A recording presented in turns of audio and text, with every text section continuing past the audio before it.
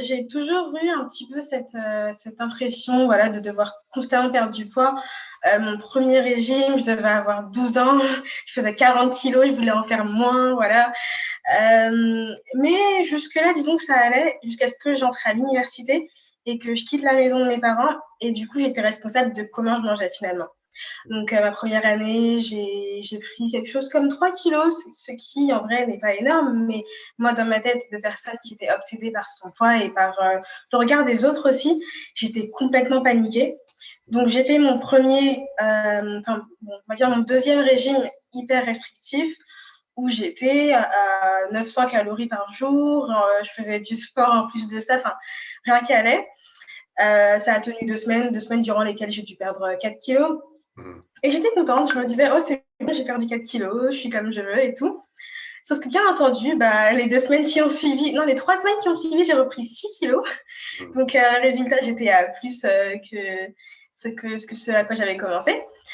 Et je me suis dit, ok, c'est pas très grave, maintenant j'aime mon poids, blablabla. Je me suis convaincue que j'allais y arriver à partir de ce moment-là. Sauf que forcément, ça s'est empiré parce qu'à un moment, j'ai voulu reperdre du poids.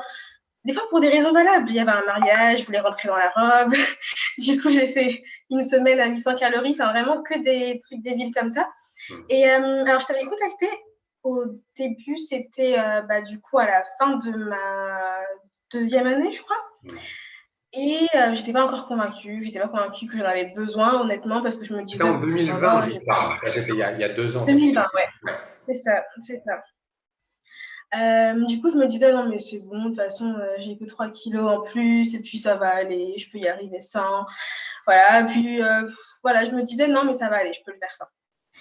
Du coup, j'ai continué, pareil, que des yo-yo, j'essaye et ça marche pas. Le confinement, en plus, je me suis dit, oh c'est l'occasion, je vais perdre du poids. Puis j'ai repris en 2 fois plus vite.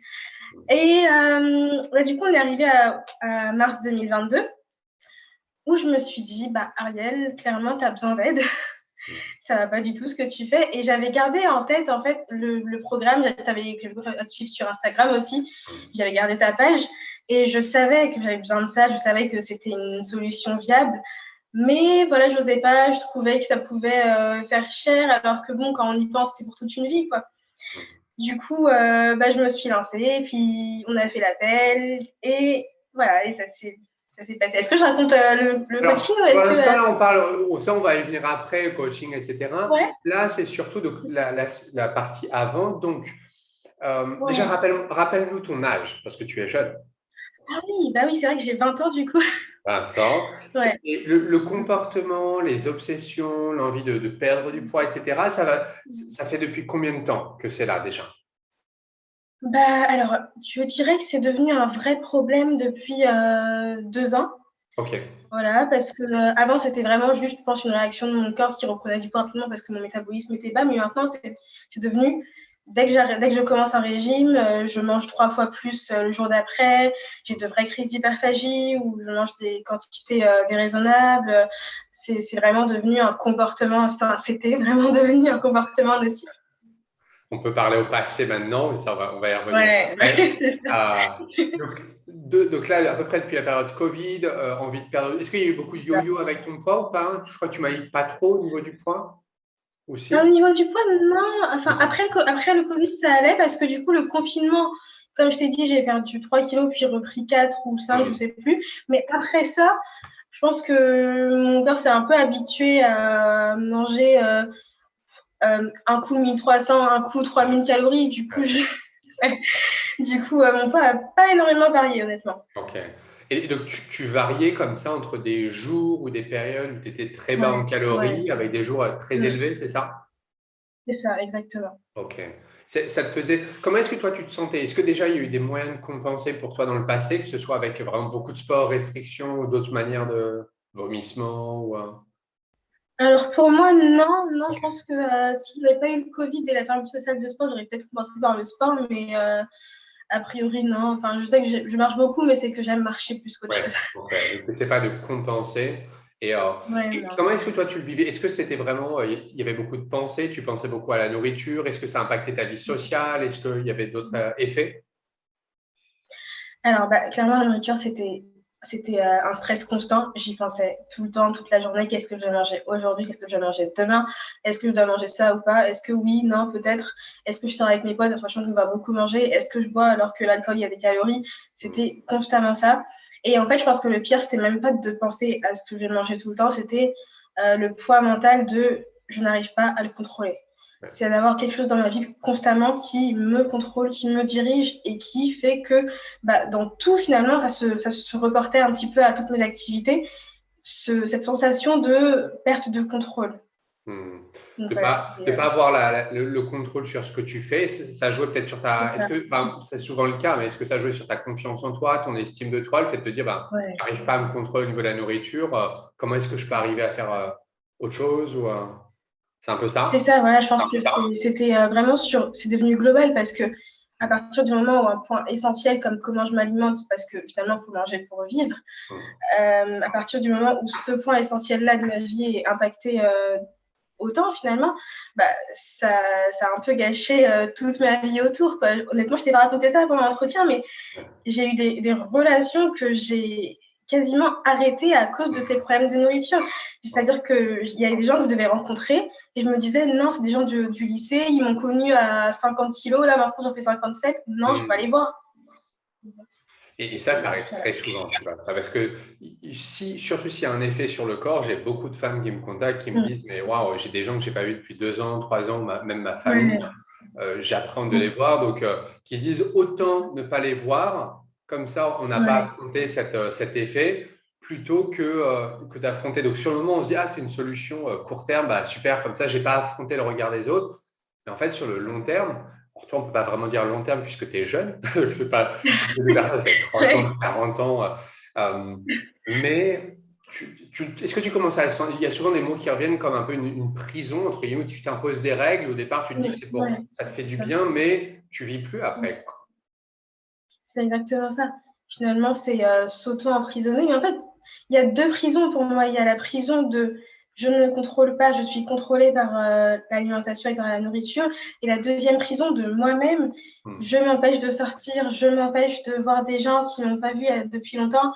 Enfin, c'est deux prisons finalement et c'est ça qui rend ce moment plus frustrant si on veut.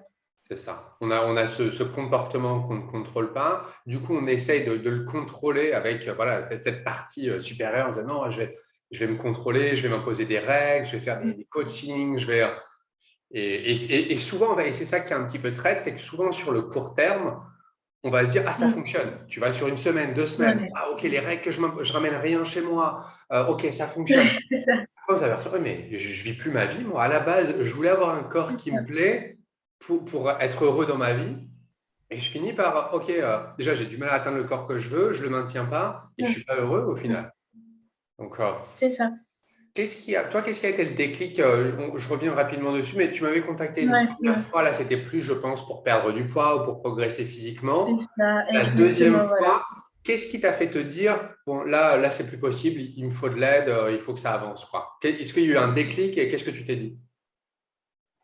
Justement, en fait, c'est ce dont tu parlais des solutions court terme qui marchent pendant un petit moment et voilà.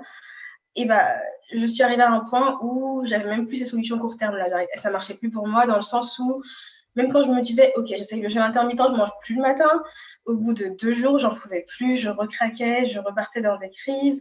Quand je me disais je ramène rien chez moi, je commençais à commander sur Uber Eats à 23h. Enfin, c'était vraiment devenu n'importe quoi. Et je me suis dit, ok, stop. Là, c'est bon, j'y arrive plus du tout. Même les moyens de contrôle rapide que j'avais, ça ne marche plus. Donc là, il faut une solution pérenne, quoi. Okay. Et donc, tu m'as contacté, c'était en 7 mars 2022. Exactement. Ça fait à peu près 2 mois. Je reviens juste sur une chose. Les crises, les craquages que tu avais avant de me contacter, c'était à peu près à quelle fréquence? Alors, c'est sûr qu'il y en avait au moins une par semaine. Ok. Après, je pense que je pourrais vraiment dire 3, 4, 2 à 3, allez, 2 à 4 par semaine, on va dire ça. 2 à 4 par 2 à semaine. 4. Avec grosse quantité. Est-ce que c'était chez toi les quantités qui étaient vraiment importantes ou c'était surtout cette sensation de perte de contrôle, de manger des choses que tu n'es pas censé manger, entre guillemets? Je vais dire un petit peu des deux, mais plus la perte de contrôle, parce qu'en fait, si tu veux, je peux pas manger énormément parce que bon, voilà, au bout d'un moment, j'ai plus vraiment plus. Et comme voilà, je compense pas, ça fait que j'ai quand même des petites limites physiologiques. Mais c'est vraiment la sensation de j'ai pas choisi de manger autant. Ok, c'est ça. Ça, c'est une chose que je dis souvent, c'est que on me dit, oui, mais Curtis, je vois que tu aides des personnes qui sont vraiment troubles alimentaires, ça doit être des quantités énormes, etc. Pas forcément. Un trouble alimentaire, là-bas, c'est simple. Donc, c'est un fonctionnement du cerveau qui nous pousse à faire des choses qu'on ne peut pas réellement. Cette chose, c'est aller chercher de la nourriture. Et en gros, c'est toutes ces fois où on dit oui à de la nourriture, alors qu'on voudrait dire non. Mais en réalité, une crise, ça pourrait être un morceau de chocolat au final. Et tu pourrais te sortir de ce comportement, continuer à manger ce même morceau de chocolat, mais pour des raisons différentes. Et au final, ce ne serait pas une crise au final. Donc, c'est pourquoi est-ce que tu vas manger, en fait, qui détermine s'il y a un problème ou non. Et je pense que c'est ce que tu es en train de me dire, quoi. Ouais, c'est ça. Franchement, un exemple concret, une crise que j'avais faite pas très longtemps avant de te contacter, j'avais commandé à 23h un McFlurry sur Uber Eats. Un seul, quelqu'un me dirait, mais pour moi, je n'ai pas choisi de le commander, je n'ai pas contrôlé mon impulsion de commander ça. Donc voilà. C'est ça. Et tu vois, à ce moment-là, la plupart des approches ou des conseils qu'on va recevoir, ça va être accepter ça. Se dire, c'est pas grave, juste un McFlurry. Oui et non. Il faut remettre ça dans le contexte. Ça veut dire que oui, si vraiment tu es dans les obsessions, dans la restriction, que tu t'empêches de te faire des plaisirs à tout moment de ta vie, alors dans ce cas-là, oui, il faut travailler sur le fait de ne plus être dans la restriction et là te dire, voilà, si tu as vraiment envie de ce McFlurry, tu le manges. Tu as le droit de te faire plaisir avec un McFlurry. Mais si tu le manges alors que tu t'es par exemple, déjà fait plaisir, que tu estimes que c'est absolument pas nécessaire, que tu ne veux pas ça dans ta vie, mais que tu le fais quand même, et il est là le problème au final.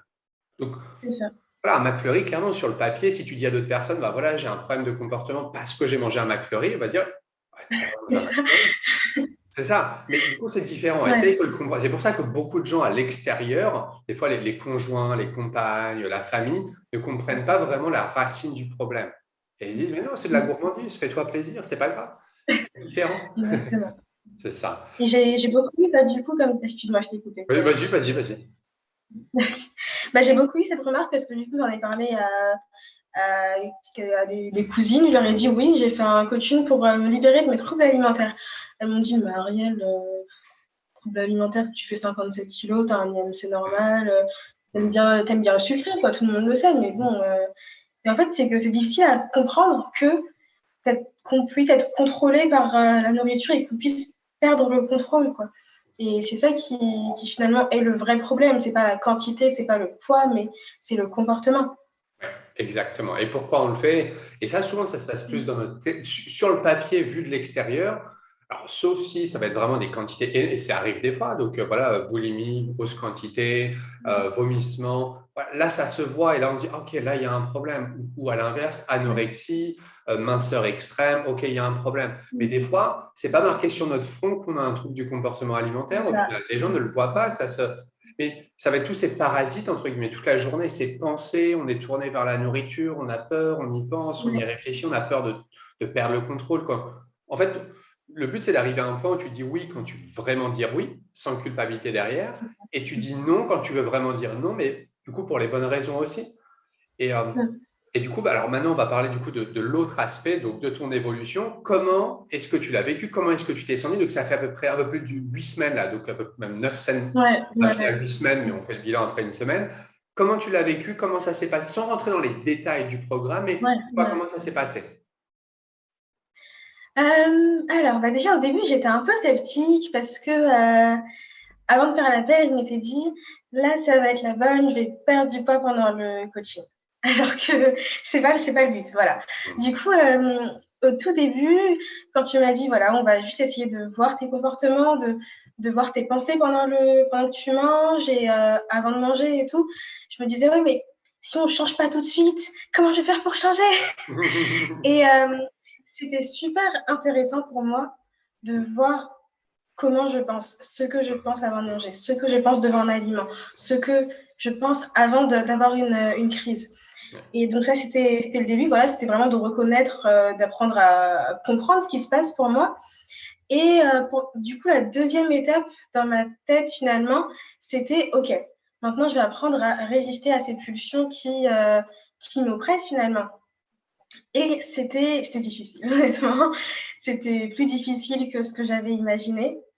Mais le programme était incroyablement adapté. Dans le sens où à chaque fois que j'avais une nouvelle interrogation, la leçon de la semaine suivante abordait cette interrogation. C'était comme si c'était fait sur mesure. Quoi. C'était vraiment. Je sais que j'ai eu un gros problème à un moment avec le fait de manger par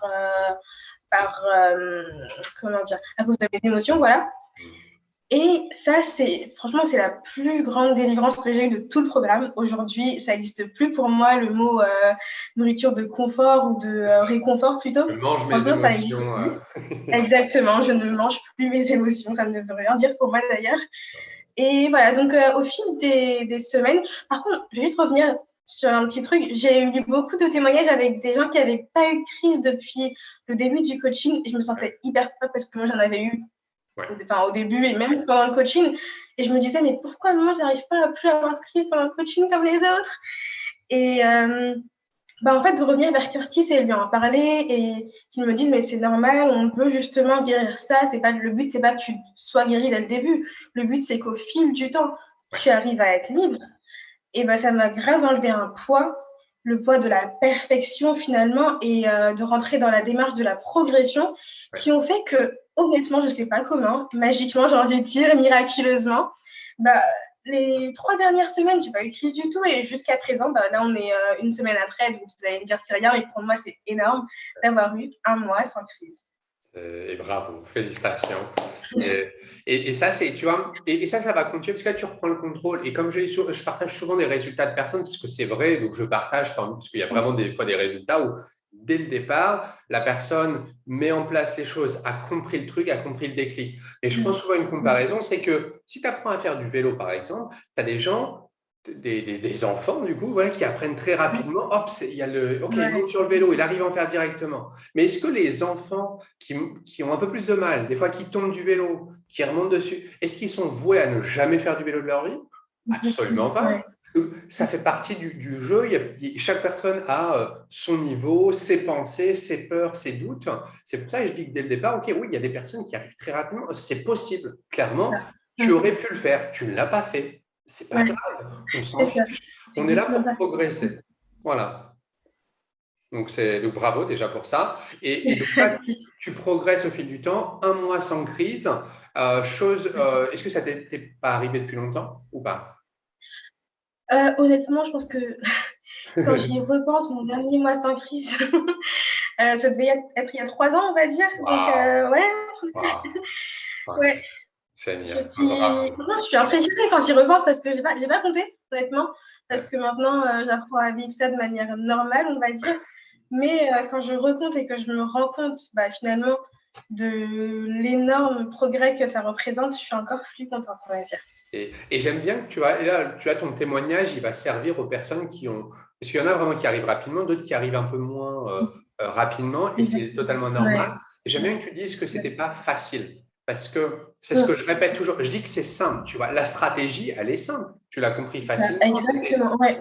C'est simple, mais ça ne veut pas dire que c'est facile. Tout comme apprendre à faire du vélo, sur le papier, c'est simple. Tu montes sur ta selle, tu pédales, tu regardes devant toi, c'est simple. Est-ce que c'est facile? Non. Il y a des choses à développer, en fait. Il y a ces connexions neuromusculaires à développer. Et est-ce que là, tu commences à ressentir, est-ce que tu sens que tu commences à avoir le truc là? Ça devient de plus en plus simple. Est-ce que ça, tu le ressens ou pas? Ouais.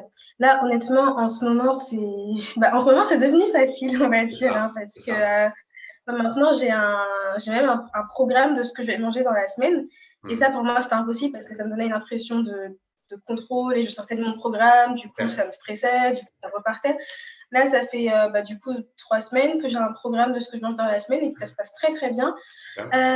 Après, une autre chose que je veux dire aussi, c'est que ça aurait été plus facile pour moi si j'avais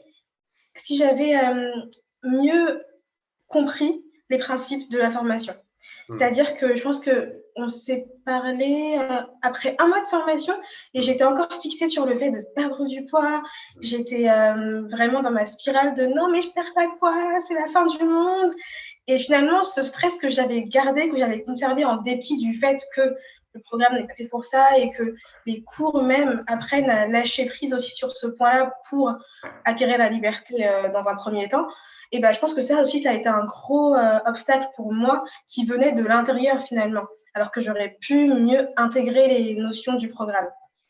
Et ça, tu vois, pareil, c'est super comme remarque parce que tu vois, moi, je le vois. Ceux qui n'y arrivent pas du premier coup, c'est toujours à cause d'une chose, cette obsession du poids. Pourquoi? Parce qu'on est dans un entre-deux. On est dans, ok, je veux me sortir des troubles alimentaires, je veux me en guérir. Là, j'ai des super techniques que m'a appris Curtis. Je reviens sur un mot que tu as dit plus tôt, résister aux pulsions. Comme tu l'as appris, c'est pas vraiment résister, c'est vraiment les laisser passer, donc d'une manière plus paisible, sereine. Résister, ça implique je reviens juste dessus parce que c'est comme ça que je vois les choses, mais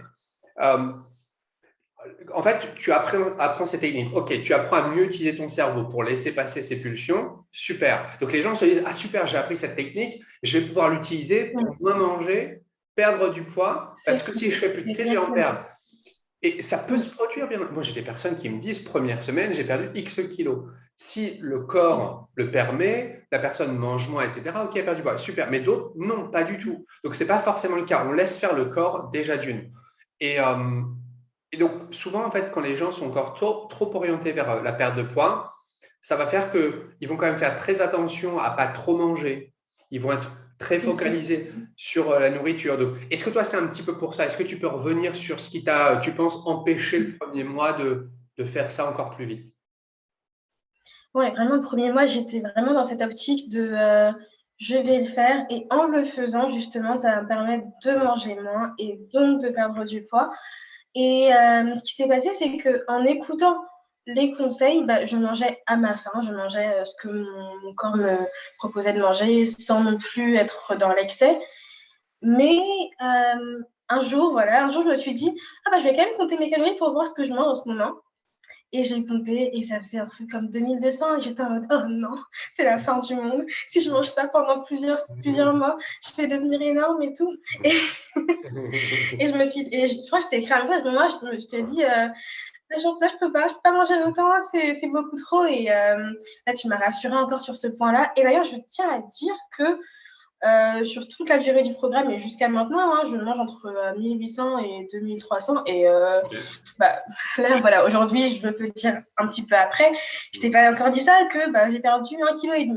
Ce qui Waouh! n'est pas le but. Mais voilà, quoi, je suis un apport calorique qui, qui me paraissait élevé. Ouais. Mais voilà, je fais du sport, je marche beaucoup et je mange ce qu'il faut. Je mange plus de protéines et plus de légumes. Du coup, voilà. Et puis finalement, cette obsession des calories, cette obsession du poids m'a beaucoup ralenti dans la progression puisque à chaque fois, j'avais cette partie de mon cerveau qui me disait non mais contrôle, attention, mange moins. Et ça se répercutait ensuite par plus de pulsions, par éventuellement une crise. Et voilà, je pense que j'aurais pu m'éviter tous ces rebondissements, tous ces obstacles. C'est génial ce que tu partages là. Et si ça peut servir de leçon pour d'autres personnes, parce que je le vois à chaque fois, les personnes qui n'y arrivent pas aussi rapidement au départ, ça me demande un peu plus de temps, d'attention pour les aider lorsqu'elles sont encore trop focalisées sur le poids, parce que peur de reprendre. Parce que dans notre tête, c'est trop vraiment perdre du poids égale manger moins, manger le moins possible. Le moins je vais manger, le plus je vais perdre de poids. Absolument pas. C'est pas comme ça que le corps fonctionne, parce que le moins on va manger, le plus il va estimer qu'il y a un danger, le plus il va chercher à réagir à ça. Alors, au départ, oui, ça fonctionne bien. La première fois qu'on a voulu perdre du poids, on a moins mangé, le corps n'était pas prêt.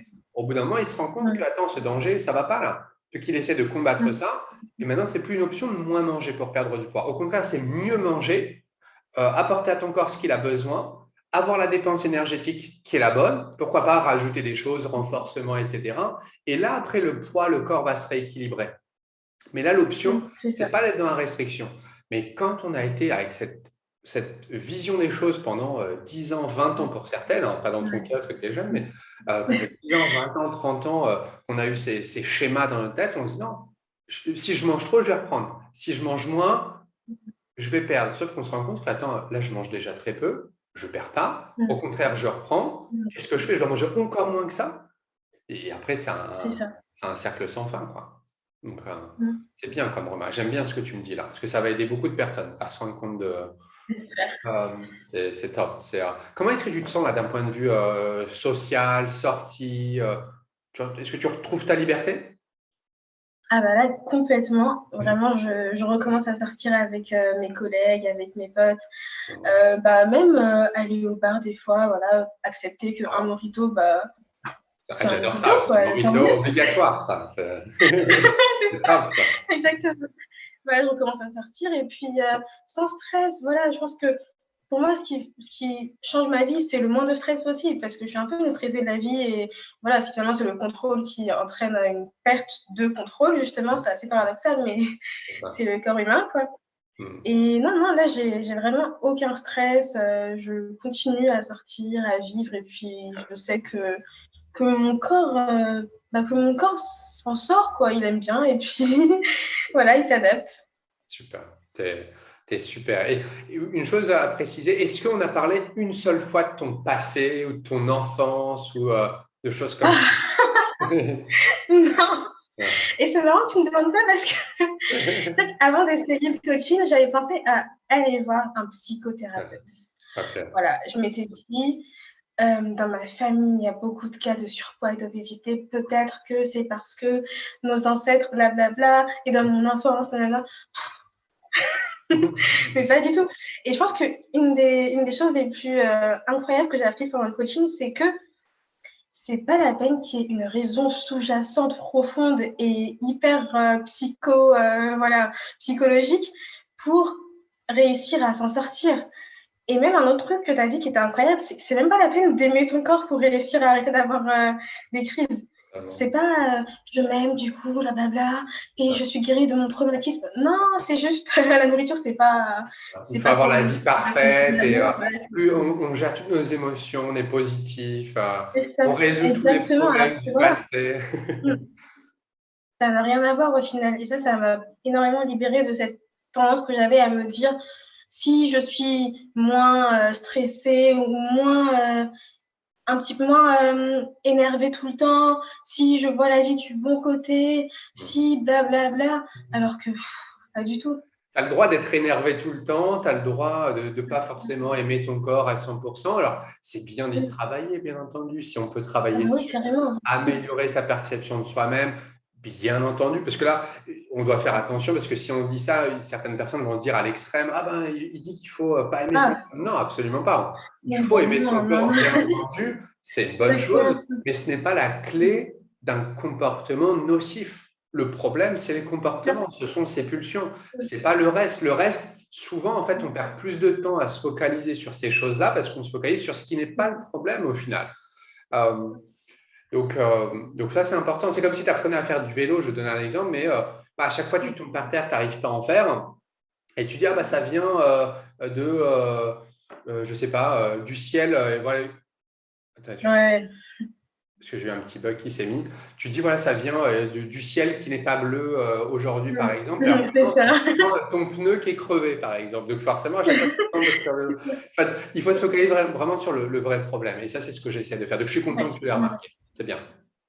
C'est bien. Et au contraire, voilà, finalement, ce que j'ai remarqué, c'est que ça avait l'effet inverse, c'est-à-dire de commencer par le fait de guérir mon comportement, bah, ça a amélioré comment je me sentais, ça a amélioré comment je voyais mon corps et comment j'aimais mon corps. Enfin, finalement, de partir dans l'autre sens, ça a été plus efficace que ce que j'essayais de faire, de aimer mon corps d'abord, ou régler mes traumatismes, ou être heureuse d'abord. Enfin, finalement, c'est dans l'autre sens que ça a mieux fonctionné pour moi. Totalement. J'adore ça. C'est super. C'est bien. C'est exactement ça. Après, le message, des fois, il n'est pas évident à faire passer. Donc, c'est bien que j'ai ton message là Mm. aussi. Euh, écoute, bah, c'est super. Est-ce que tu as un dernier petit message, quelque chose à partager ou si, qu'est-ce que tu dirais à l'Ariel d'il y a 2 ans, par exemple, tu vois? Qu'est-ce que tu lui dirais Euh,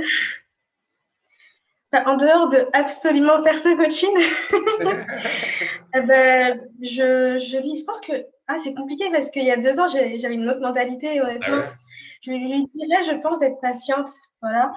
Parce que si je disais à la Ariel qui perdait 4 kilos en 2 semaines que ça prendrait plus de temps que ça, voilà. Parce qu'aujourd'hui, comme je t'ai dit, je suis très heureuse d'avoir perdu 1,5 kg en un mois, ce qui peut sembler rien du tout. Mais je sais que peut-être que dans 2, 3 mois, peut-être que dans un an, j'aurais perdu tout ce que j'ai envie de perdre. Et finalement, je suis là, quoi. J'ai 20 ans, donc j'ai le temps finalement. Et donc, je dirais vraiment à cette Ariel-là, tu as le temps. Arrête d'essayer d'avoir des quick fixes, d'avoir des solutions courte durée qui ne durent pas finalement. Courte durée, mais pas sur le long terme. Donc vraiment, juste sois patiente, fais le cheminement, fais-toi confiance et ça va aller, quoi. J'adore. Super. Et au niveau, juste reviens sur, est-ce qu'on peut donner ton poids ou pas? Si tu veux pas, c'est pas grave. Oui, carrément. Est-ce que tu m'avais dit que tu avais commencé à 58 au départ? 58, c'est ça. Aujourd'hui, je fais 56,4. Wow. Et tu fais 1 mètre Voilà. combien? 1,58 m du coup. Ouais, ça, quoi. Voilà, ok. Et tu vois, et là, tu me dis, oui, 1 kilo, 1,5 kg en un mois, ça peut paraître pas grand-chose, mais à ton poids actuel, parce que ça, forcément, si une personne fait, je sais pas, 100, 110, 120 kilos, perdre 1 kilo et quelques, enfin, on peut se permettre de perdre plus vite à ce niveau-là, si jamais la personne veut perdre. Et là, vu que tu es proche, on va dire, d'un poids de forme, d'un poids d'équilibre, en réalité, 1 kilo, 1,5 kg, c'est déjà énorme, tu vois. Et encore une fois, je reviens là-dessus, c'est que le but, c'est pas du tout de perdre en plus. Tu n'as même pas essayé de perdre, au contraire. Et c'est ça qui est C'est incroyable. exactement ça. C'est fou. Pour moi, ce qui est vraiment incroyable, c'est l'apport calorique que j'ai en ce moment. Je trouve ça, mais je t'ai dit, je faisais des régimes à 900 calories et aujourd'hui, je suis au double, voire plus. Donc, je trouve ça incroyable. Ça me permet de vivre ma meilleure vie et être ma meilleure personne en même temps. Donc, je suis trop contente. C'est ça, tu profites de la vie, tu as de la liberté, de l'énergie, tu as tout ce qu'il faut. Tout va bien. Je suis très content. J'espère que tu me donneras de tes nouvelles. N'hésite pas à m'envoyer un petit message, tu as mon numéro. Et Bien sûr. très content. C'est tout ce que j'ai à dire. Merci pour ton temps. Prends soin de Ah, toi. merci à toi. Merci Ariel. Passe un bon dimanche. Merci Bonne beaucoup. Toi journée. aussi. Au revoir. Au revoir, merci. Salut.